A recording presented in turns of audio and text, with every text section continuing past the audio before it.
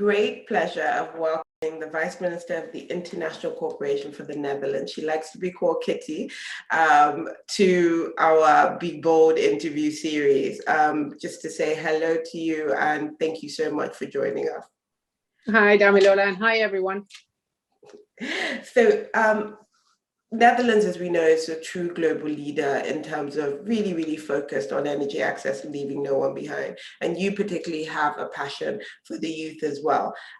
What are the bold steps you see the Netherlands taking when it comes to energy access and truly leaving no one behind? Look, I think what we're really trying to do is broaden the access of energy for poor people. We know currently that 800 million people have no access to electricity and that 2.8 billion have no access to clean cooking. In this day and age, that is no longer needed. So what we're really trying to do is broaden the scope to really make sure we leave no one behind. We go to the furthest places and really look at a people-centered approach where we bring in everyone. Thank you. I like the fact that you recognize how important 2030 is to the 2050 agenda and how you focused on investment in people, which brings me to my next question. When you talk about investment in people, you've been very vocal about the investment in the youth and how the youth is part and parcel of this challenge and how they're also part and parcel of the solutions provided. So how would you focus on the youth? What is Netherlands doing to make sure the youth are firmly in this conversation? Look, what we have done is to appoint a youth ambassador that's really there to involve young people in our decision making. And in the traditional way, we have always looked at bringing in young people from our own country to make sure that they understood what we were doing in the international arena.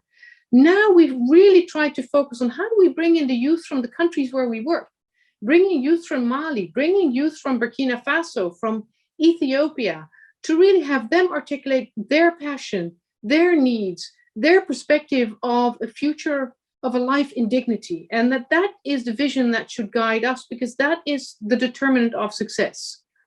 In addition, we're focusing quite a lot on programming, specific programs on education, work, and youth, because in the end, even if we educate all people, as long as they can't find a decent job, they will still not be able to create a life in dignity for themselves. So we do this in multiple ways by allowing them to participate and infuse our policies and programs with their thinking and their dreams, but also with specific programs focusing in the here and now on their needs. I mean, that's fantastic, taking a youth lens on everything you do. I guess my last and final question is, what would you want to bring to the high-level dialogue as a global champion? What would you want to see, at that event that hopefully changes the course of how we look at energy? Oh, I have very high ambitions, Damilola. How much time do you have? We have all the time for you, Vice Minister.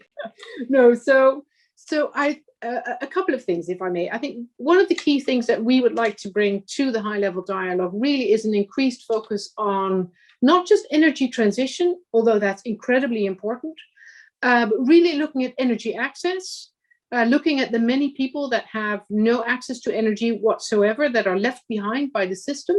Second, a dedicated focus to clean cooking, not just because of the impact that it will have on emissions, but also because it brings so many co-benefits in terms of health, particularly for women. Which brings me to my second point. I very much hope that we have a dedicated focus on gender. Generally speaking, I find energy very much a male-dominated sector. And I think we have to make sure that whichever energy policy and ambition we come out of the high-level dialogue and hopefully infuse in the COP, that those energy policies and ambitions are gender sensitive, if not gender transformational. And then last point I'd like to raise really is the point that we just mentioned, is to really focus on jobs. I think very often we forget that in the energy transition, we are going to create massive amounts of jobs for which young people need to be retooled. Traditional knowledge won't get them to a job where the future is, which is in the green economy, and particularly in the green energy sector. So I think there are a lot of opportunities in the transition we're going to go through for young people. So really taking that focus on clean cooking, on energy access, on gender, and making the policies gender sensitive, and a focus on young people and the opportunities for a decent job and decent livelihood that the energy transition brings to young people. So a lot to do. Yes, a lot to do, and we look forward to doing it with you. So it's been my honor, great honor. I love speaking to Kitty about everything she's doing, what Netherlands doing as a global champion, and just look forward to your continued support and look forward to seeing you at the ministerial as well. Thank you very much. Absolutely. For I look forward to that, Damilola. Thank you. Okay. Bye-bye.